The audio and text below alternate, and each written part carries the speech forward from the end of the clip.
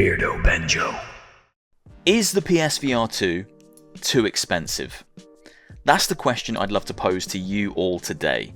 But spoiler alert, I don't think it's a question we're going to find the answer to anytime soon.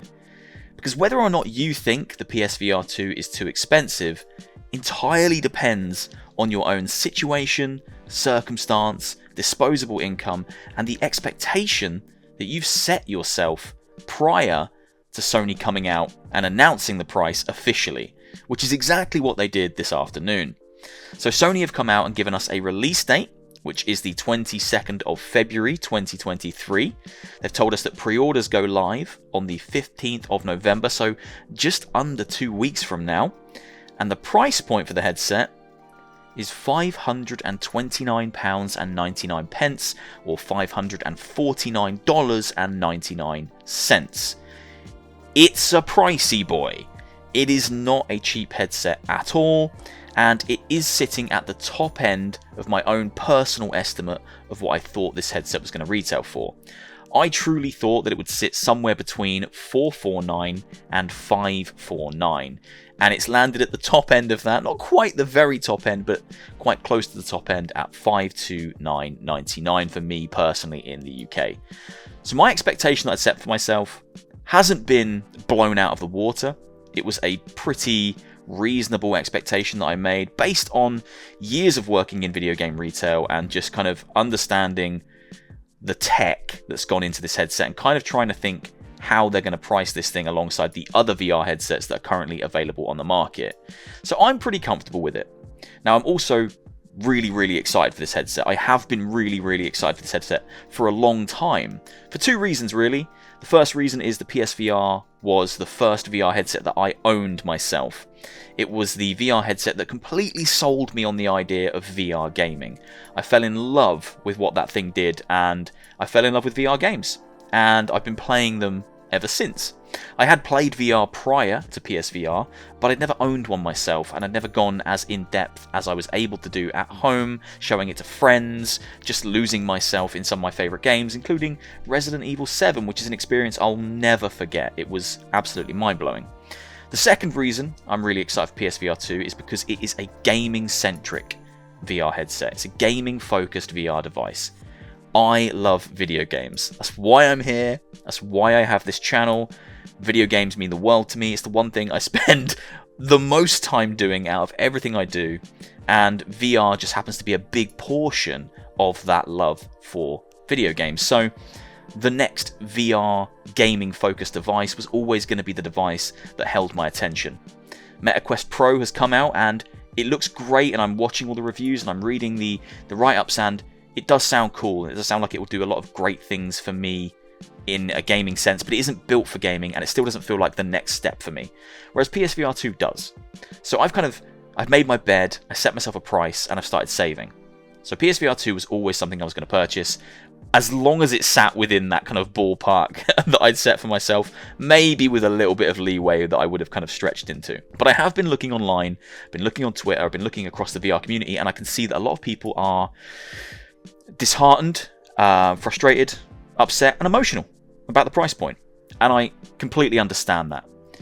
I learnt back when I worked in retail that you can never put the price on money for one individual person.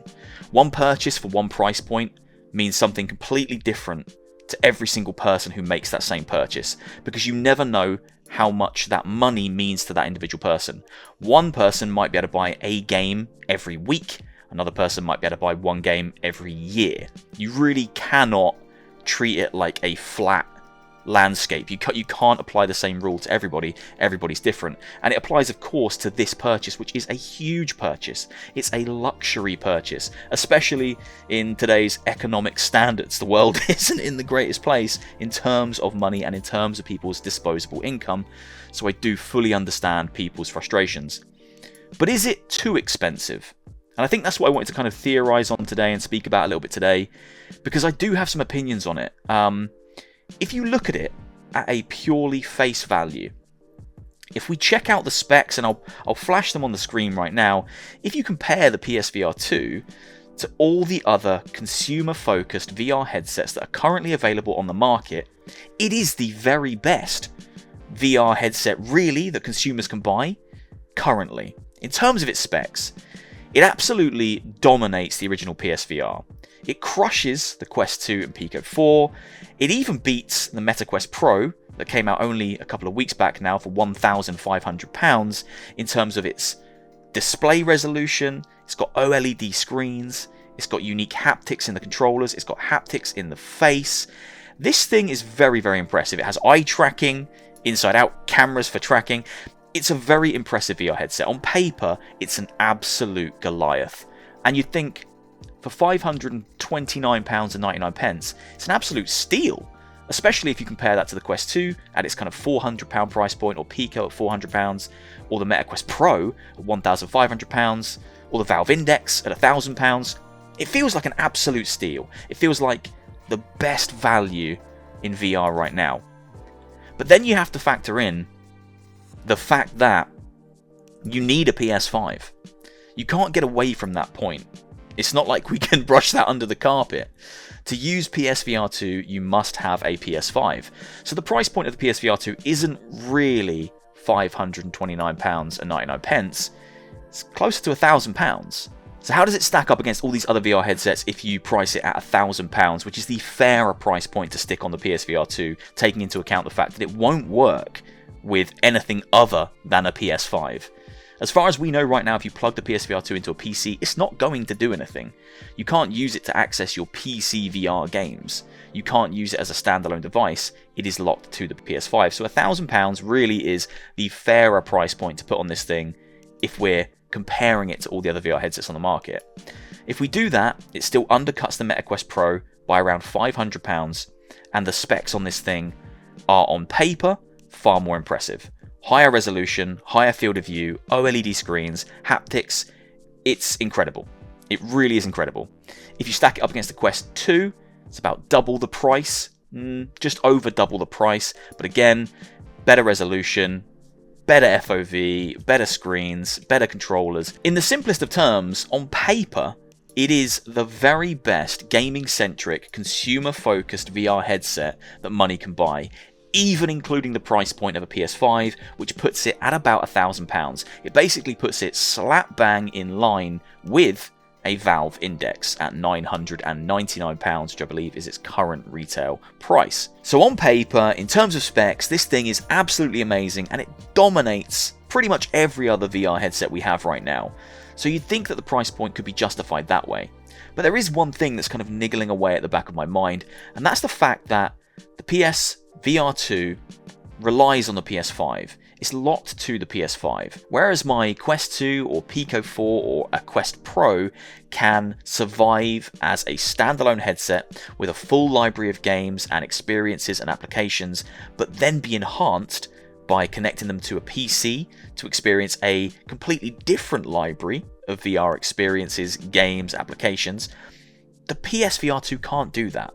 The PSVR 2 only has as much software as Sony released for it on the PS5. And that's where you have to look at the PSVR 2 through a slightly different lens. We can't take the PSVR 2 away from the PS5. Unless Sony come out and say that you can use the PSVR 2 headset on your PC to access your PC VR library, which I genuinely do not think they are going to do, it would add and bolster so much additional value onto the PSVR 2 that I think Sony would have been shouting from the rooftops about it if that was something they were intending on doing from the start. So I don't think that's going to be the case. We cannot take the PSVR 2 away from the PS5. Its value isn't tied to the specs of the headset. The specs of the headset certainly increase the value and make it very appealing because it's an incredible bit of tech. But the value of the PSVR 2 is completely and utterly tied to the games and experiences that Sony launched for it on the PS5.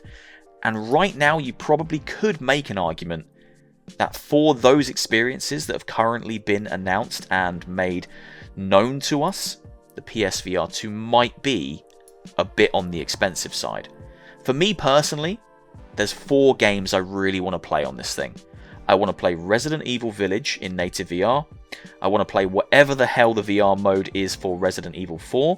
I want to play the just announced new game called Switchback, which is basically Until Dawn Rush of Blood 2, which was one of my favourite PSVR games. And I want to play Horizon Call of the Mountain. So right now, for me, there's 4 games that I'm going to be playing on that £529.99 new piece of VR hardware, plus the cost of the PlayStation 5. Now for me, the cost of the PlayStation 5 is kind of neither here nor there because I use the PS5 to play the exclusives like God of War, etc, etc. But it's still a £530 layout, plus the cost of those 4 games. But that's basically it. They're the only games that are attracting me to the headset right now. It's a leap of faith. I'm putting my faith into Sony and the studios that they have working on VR games to create enough value in this VR headset to justify its price point. So I completely understand why some people's knee-jerk reaction might be that this is expensive, because it isn't really a fair comparison to compare it to the Quest 2 or the Pico 4 or the Quest Pro, because you can do that on paper. You can put specs against specs and you can say this is better than this. But when you actually look at what these headsets can do, they're vastly different bits of hardware. The PSVR 2 is intrinsically tied to the PS5 and completely tied to whatever games and experiences Sony choose to launch on that platform. Whereas the Meta Quest Pro, the Quest 2, the Pico 4, whatever else it might be, is a lot more open source. You can use them standalone, they have their own ecosystems and libraries of games, and you can bolster them with PC experiences. The PSVR 2 does not have that. In summary, I don't think the PSVR 2 is expensive based on the tech that's in this piece of hardware. I think the tech is incredible and the price point is actually very appealing. However, I can see an argument for the PSVR 2 being expensive based on the games and the offering that it's bringing to the table. Because the games that Sony are laying out for this thing are more tied to the value of the headset than the specs of the headset itself, because the headset is completely tied to that system and you can't take those incredible specs anywhere else. As far as we know, you cannot take them anywhere else.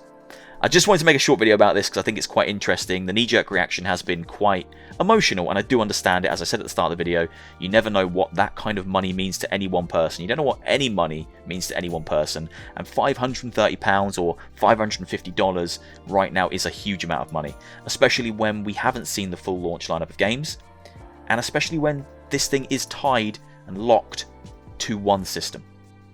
It's an interesting thing. I'm still hyped to get it, because it is the next VR gaming headset that's launching. And I'm all about VR games, and I'm all about playing as many VR Resident Evil things as I physically can, so I kinda need it. But I'd like to hear what you guys think. Let me know down in the comments. Is it something you're planning on getting? Are you going to skip it? Do you think it's too expensive? Do you think what I said here even makes sense in terms of the tech that's in this thing completely justifies its cost? You could actually probably argue that it's quite cheap based on what's in there, but the games and the fact it's locked to PS5 is what makes it feel expensive. That's certainly how it feels to me, and I'm curious to know what you think. Let me know down in the comments. Hope you've enjoyed this one. Take care of yourselves, guys. See you later.